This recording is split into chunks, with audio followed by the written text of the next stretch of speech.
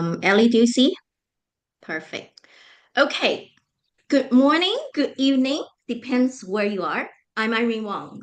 I'm your host for Everything Ballroom. I have been a ballroom dancing for 18 years, and I'm also the owner for the shop Everything Ballroom. So please check out. And our goal is to help ballroom dancers to have a wonderful journey. If you like what we're doing, please give us a thumbs up and subscribe to our channel, Everything Ballroom. Today, I'm so excited to have Przemek Fokt Skierecki to share with us his experience in the dance world. And his story really shows no matter how hard life knock you down, resilience matter. Each setback can become a turning point and you can come back stronger than ever. His story really touched a lot of people's heart. I can't wait to share that with you. Shamet is a professional ballroom dancer, a coach, and choreographer with over 30 years of dance experience. And nearly 15 years of them are really in professional teaching. He has coached dancers ranging from social, recreational, and competitive pro-am and amateur dancers. And his teaching has been recognized as for multiple professional awards. He also have a very continue to focus in charity works, and he really reflected his belief in dancing in a both an arts form and tool for connection. Okay, without further ado, let's welcome our guest, Shemet. Welcome. Good evening, everyone. Thank you for I know having you're me. introvert. Yes, and then not many people. I just said that not many people feel a professional dancer is an introvert. So, but yes, we are. It could be. So I know you're not very social media focused. I'm so grateful, and then you really spend your time and then join us for this interview. Thank you. Thank you so much. Okay, let's start light. Can you share a fun and childhood story facts about yourself that most people don't know? It doesn't need to be childhood, anything that you think people don't know Uh, about you. it's so funny because all my students actually do know some of those stories, but mostly probably the bigger range of in ballroom industry doesn't.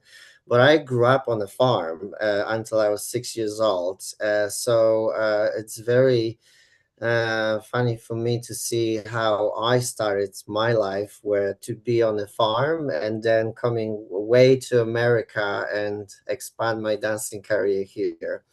I didn't start dancing while I was on farm, but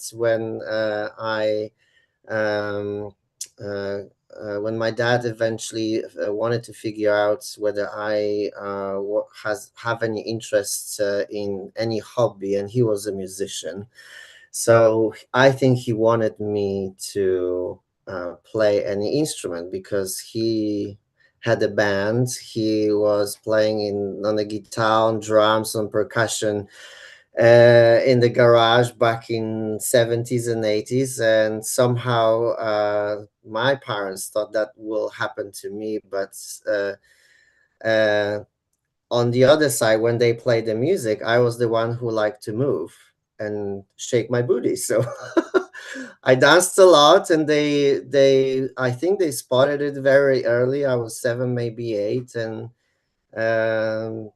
and the story was very simple. It started with Dirty Dancing. I can't believe it. They let me watch that movie when I was 8 years old. So but I Oh, was that's taken by it so much, and yeah, so I ended up a couple years later when I was 9.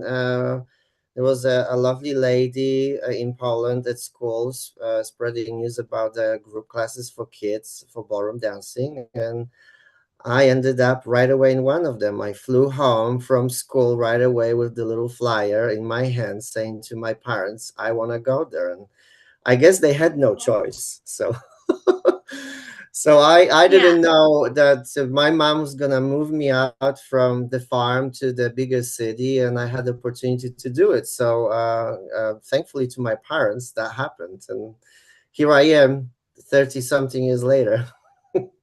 that's such an interesting, amazing story. Is about when you're young. I keep because now I'm mentoring some of the college students. Say understand what make you move, right? What touch you, what you love. That is so important. Not just the normal study and things like that, and then Mhm. will get you somewhere. So this is such an interesting story, and then amazing stories that your parents really help you get there. So the message is if you like to move, dancing is your things, and whether make it to career or just a amateur and learning, that's just so important. So get trying that. Yes. So you said when you were young you start you was not in born in US, right? So your journey to the US, I heard my friend Ali share, was not very easy. You're facing quite a few challenge along the way. Will you might open to share those experience with us, and how do you manage to overcome them? Well, to start with, I like I said earlier, I started at 9, and then I started dancing, obviously in Poland, and I was an amateur dancer for many many years. And then when I grew up, there was there were a lot of great opportunities to have dancing avenues. However, they always required big funds, and I was in a situation where I had to help my parents and myself to get to get what I wanted. So somehow, when I was finishing my studies at the university in Poland, I decided that I'm going to make some money in England, and I will work there and bring this back home, and I will continue dancing career back in Poland. Well, I didn't have to wait long. 3 months later, after I moved to UK in 2010, I decided to stay there and dance there. And I took some coachings. I was competing in amateur level, and somehow, in the back of my head, I always knew that I wanted to come to United States. So I decided to do so, uh,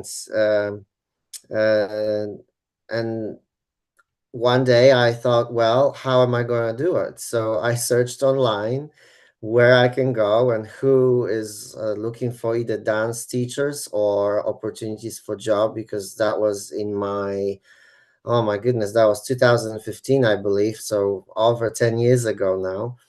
And I decided I want to come to America because in the back of my head, that was always what I wanted to do, watching American movies on TV and imagining everything. And yet, my teachers, who at the time left Poland as well to America, they've been very successful, and they're amazing teachers now in the United States and in the world. I kind of followed their path, in a sense that I knew that there's got to be something right, and I wanted to reach it too. And obviously, as every immigrant has to face a lot of challenges on that surface, and somehow I had to stay patient with the paperwork, with whatever was taking to get what I needed to be here legally, and do what I wanted to do. And I think when you dream big and your dreams are a little scary, and I would say they are scary, then that means they are real. And I read somewhere that if your dreams don't scare you, that means they're not big enough. And being United States was a big dream for me. And no matter what, somehow, despite little obstacles here or there and delays, and with the travels and the hoops that we all have to go through, when you stay patient, I guess you get where you want. I grew up with the idea if the door is closed, the window must be open, and if the window must be open, there's got to be the way to enter somehow. So that's what I did, and I ended up living here, and thankfully, I met a lot of great people who are very happy to help guide me through it as well. And to be honest, I didn't know anything about living in the United States. At the time, I lived in UK, and I thought, well, I speak English, and I think I can find everything. But reality was totally different. It's something that I don't think anybody can prepare for. When you dream for something, you just have to be ready for everything that you're facing.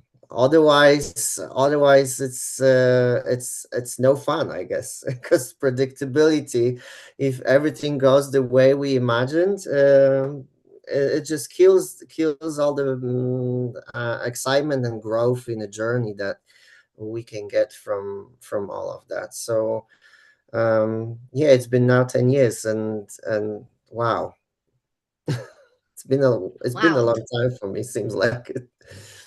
Right. You hit a few key words. I think a lot of people said, challenges are hard, right? And then actually you face it with more optimistic tone, right? And then people are scared of the challenge and you call it exciting. So that's what I coaching my team as well. That term change make a big difference. So I really showing you are actually doing it and saying, okay, no matter what you face, and just face it, and then it never will be expected like what you expected, and then you changing the challenge, and then you continue to move, and then you say, oh, that's fun. A lot of people don't think that's fun. So that's what I think, to compare and say who come up top when they face challenges and what who are not, with the mindset, right? So I feel that I see the big difference, because I'm seeing successful people I'm interviewing and someone really struggling. So hopefully your journey really help people. So I'm just get a feel actual challenge, and then what is your mind is thinking, and how to guide people through, right? So, for example, I understand that, when you are going back to Poland, when you're dancing pro with the cat, and then because of family emergency, and then it prevent you to coming back, right, as planned, you know, how you actually resolve that and tackle that, and what was you thinking, right? I feel the mindset is the most important thing. That must be so scary moment, and how you know figure out and then Um, fix it. I think my biggest anchor in the challenges that I've ever come across was my family and mostly my parents. Maybe not many of my colleagues from professional world know, but my dad was a person on a wheelchair. He lost his ability to walk when he was 21 during the national service, and when my mom united with him when I was 6 years old, I grew up next to the person that always somehow found the strength through the challenges that he had on a daily basis. And often we do not realize how important basic tasks are to be able to move from the day to day.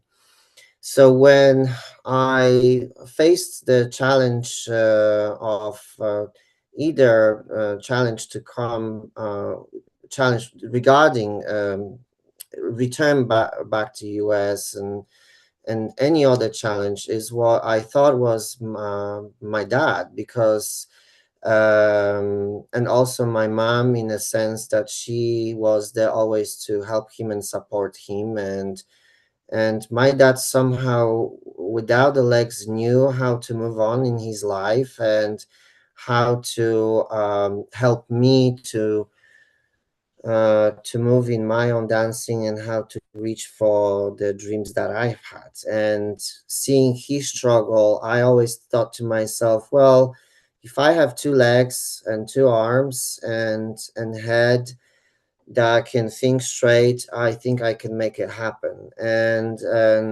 obviously, the time is the key because we all want these days, at least I think, since everything is very instant, is either this is gratification, either this is a simple notification that comes through our screen on the phone or anything. It's very hard to stay focused,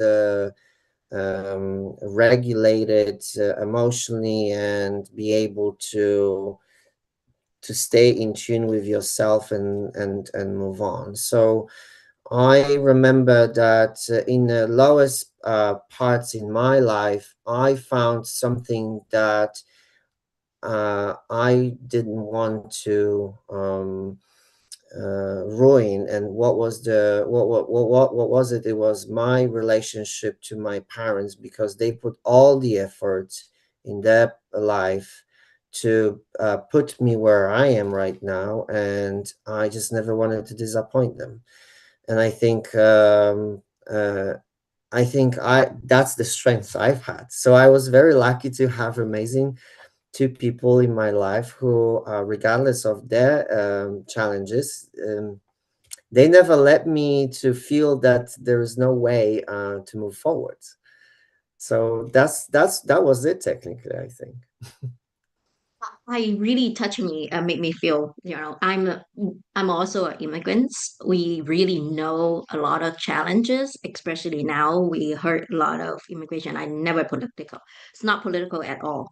But what you said, seeing you and us, through the journey in the US, right? And then everyone is different, but we are all people. And then a lot of disabled people are really, we can learn from anyone and everyone, even though they're disabled, they may be poor, they may be different color and shape. And I need to learn to pronounce your name. I'm still struggling. And different than me is long and simple, but we have so much in common. And I really touching me. And when you said that, right, it's a lot of people just thinking about instant gravitation to get results, but life is more fun to make it different and make it challenge. And it the mindset is just, I really believe that is everybody need to know. And then we all facing a lot of challenge in life, and put it as a fun and positive to face it and then have fun with it. So this is such a great things. And I also, you already talk about your challenges, and then of course as a dancer, COVID hits, and of course it's hard. And then now I heard that there is a very unfortunate incident to you, that your shop caught on fire, right? Your studio, and then there's a significant loss. And there's some amazing stories around that. I would love you to share, your moments, you know, of that as Hmm. well, if you Obviously, don't mind. nobody can prepare to lose a business or family member or whatever that is very close to us. This business wasn't related to ballroom industry at all. I wanted to have something on the side because I wanted to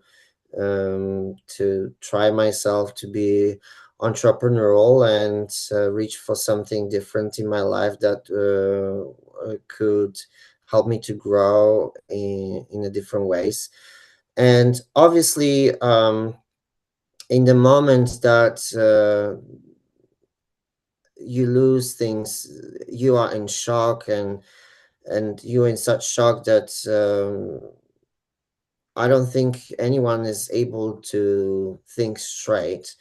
But then, if it comes to places, if it comes to, I suppose, tangible things, these are replaceable. So Yet you stand in front of the either this is a building or you attach to whatever you have in your life, and then you lose it.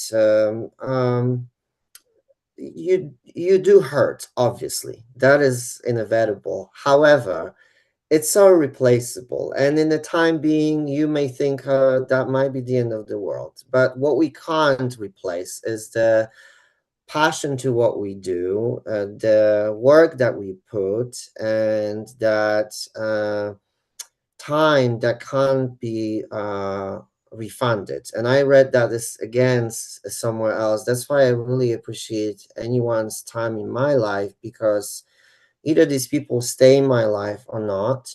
I think it's very important to cherish that moment, because the time is something that you can't get refund for.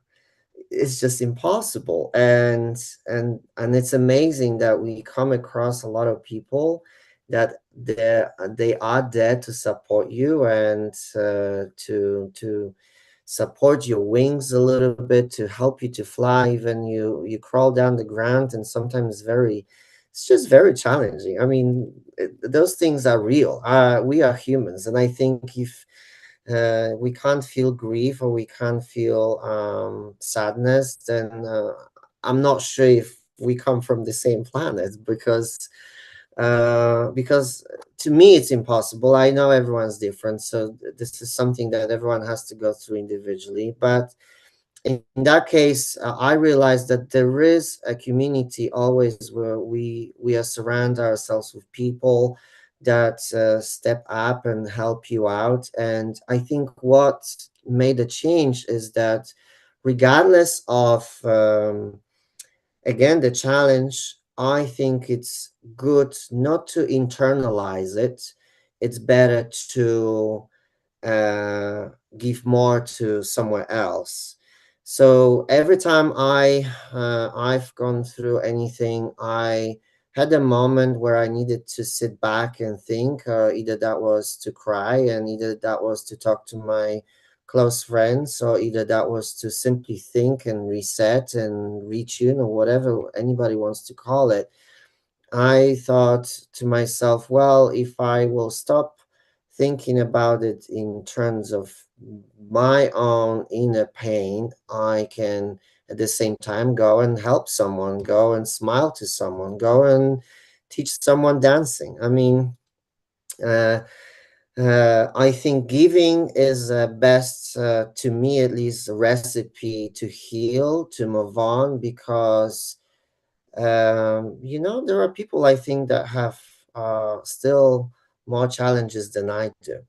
I'm healthy and I can do things, and that is what's most amazing. I it's the best remedy, I have a feeling, and that helped me to keep moving. I think everyone was really surprised that I kept going to work and never stopped, and I just didn't. I refused. That is the recipe, and I want everyone to learn about, right? Appreciate what we have already and understand there's more unfortunate people out there. And then you keep on smiling and help others, and then give you a more purpose, right? And then you cherry the moment and then people, and then you have so much, you know, wisdom in your description. So I'm trying to call out a few: community, right? So when you talk about community, I watched the videos that when the community do a charity dance, and then see you actually break down and cry. I know it's really touching to me and show how much it is important and touch us in our heart when the community comes up. So we can all give a hand. I don't think the people that helping you feel they're doing big thing, right?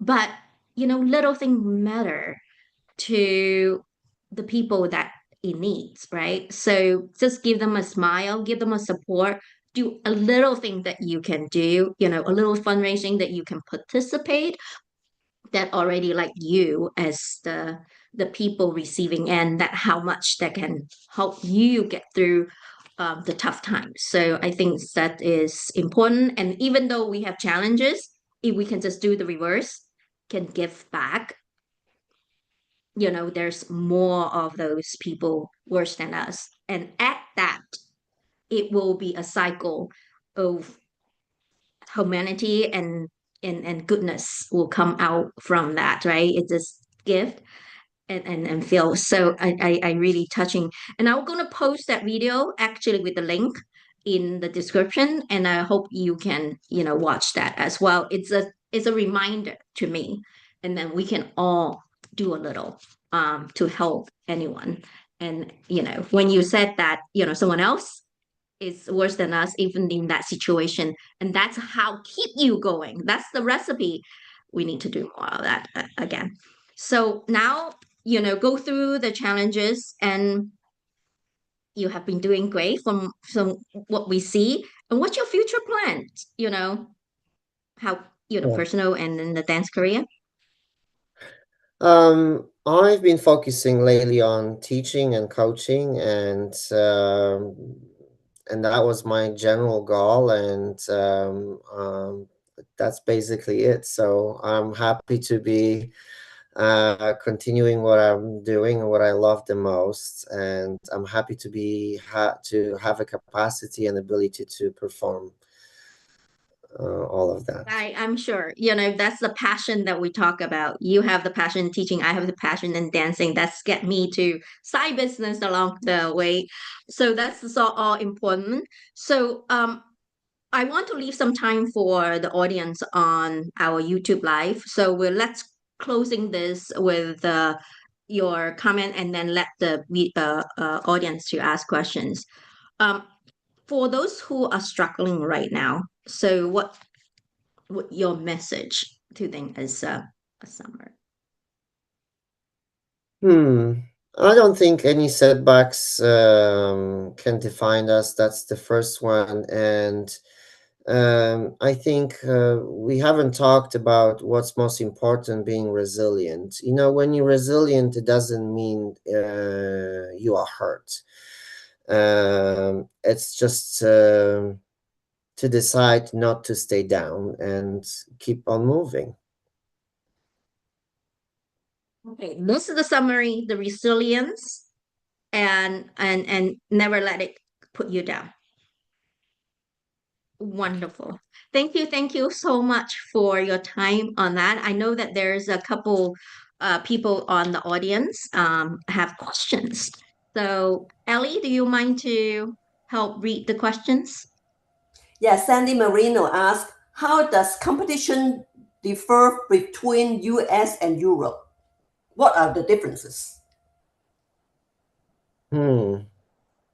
That's a good question. I must say that I haven't been to the dance competition in Europe for a long time, since I moved to United States. From what I remember, the dance competitions in Europe, in Pro-Am, were just starting. So we're talking about 2010, I believe 2015, around that era, where people started realizing that Pro-Am is an amazing idea that comes from United States, where anyone at any age can dance. And I think that's what's beautiful about it, because when I started dancing back in 90s, I do not remember any adults dancing in my circle of life, and I think that was back then. Now I'm looking at it, it's pretty sad in terms of why not. But my country was in a different stage of development at the time, and things started being better as well. And obviously we're not going to go to politics, but that's what happened. And I think the focus in Poland especially was on kids, and maybe somewhere there were classes for adults. But I know for now that when I'm looking at the social media here, there's sometimes I can see that there are a lot of studios, a lot of dance schools that promote ballroom dancing across all the ages, and I'm very excited to know about it, because I think it's a great tool find yourself, step out of your zone of insecurities, turning from being introvert to extrovert. And I know there are competitions. I danced actually at one prom dance competition in UK, and I remember that experience was amazing, and it was Blackpool actually. So I would recommend to anyone to go and check it out, because I think there's just so many opportunities, not just Maybe we dancing can but go to go. sightseeing.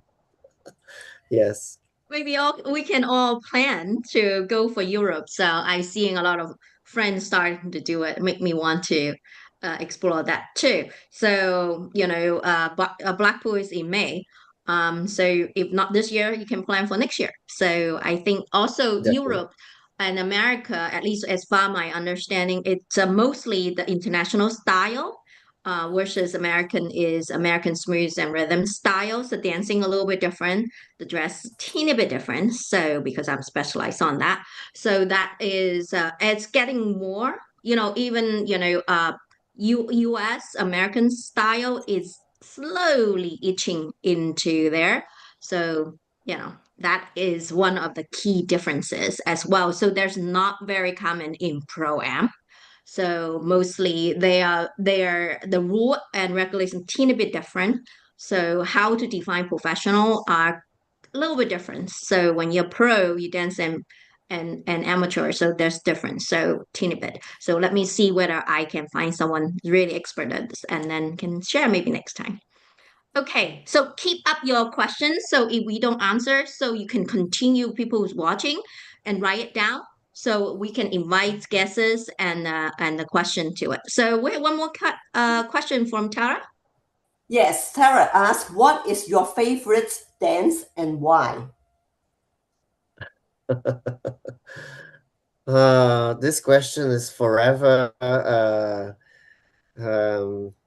forever difficult, I would say, because I am big passionate of music and different genres, and I am a bit of an old soul as well. So I do follow what's up now in the pop music, or any kind of music, but what I focus more is how I can express myself to music in dance, because um, I I've I've learned over the years that we if how we can present the dance to the person that is deaf and can't hear the music. It's the best. It's how we can present that, and that is a very difficult task, I think, because they can't hear the music, but they can see us dancing. So to me, any dance, all the ballroom dancing is great, and I love them all because they really do give a different feel, different emotion, different experience. It's like a life journey that they attach to a different time in our life. And well, maybe I should think about what is the best dance for my time of my life right now. I have to think about it, but maybe it's jive, maybe it's rumba, maybe it's foxtrot. Who knows? I don't know that. So great question, but it's hard to answer. Really, I never was able to do that. I just love dancing. I got asked a lot of time as well. I tell people that I'm a dance junkie. I hate to call myself that. And I said I really love it to the point it is so passionate. My husband knows, so it's my thing. So even I used to work in corporate, now I'm fully involved in this dance business because I have side business. I thought, okay, this is to support me for my dancing. So, it's just the love, the passion. So I want people to experience it. Dance, I keep saying that is movement of our body to expressions, right? It's a language. So, like we say, how you can, I really like, I never thought of that, that you are dancing like to a death. If they don't hear the music, can you see your expression? Can you feel what you're trying to express? That is such a good one. So, next time when I prepare for my competition, I need to take that into my thing. So, because my coach say, what do you want to tell the audience when you do this? What do you want to say? And this what I they keep asking me this whenever I do my routine. Is that I just see the step, you just do it, but I don't know what you want to say to me. And I really now is more refreshing what the coaches said to me, and it's such a beautiful one to friendly remind us dancing it is a language. So especially we do performance and things like that, need to think what you want to say to the audience by your action, or I don't like that, or I'm loving that. So I'm a performance person, so that really resonates with me. Now I will need to think more from the audience standpoint and say, what do you want to say to them in my movement? So Hmm. thank you so much on that. I learned so much from you. Any other questions, Ali? No more, right? Okay. I have a comment. I think since Przemek is from Poland, and he should one day dance a Polish national dance with me. That's how, Yay! Oh, that's we're my gonna comment. learn that. So you can show us. How about you teach us? I have one segment. I have a lot of segment in my YouTube channel. One of that is dance with Irene that we talk about. You can learn different type of dance, and we can get you to teach us to different kind of dance in our video too. Why not? Put you into actions. Okay. Thank you so much with the limited time. So anyone have any more questions, you can leave down there, and I'm going to give you the YouTube, the video of the touching community pull in for you as well. Thank you. I really appreciate it. If you like what we are doing, I hope you enjoy the conversations, and please give us thumbs up and subscribe to the channel. Thank you. Thank you. Let's stop video. Mhm.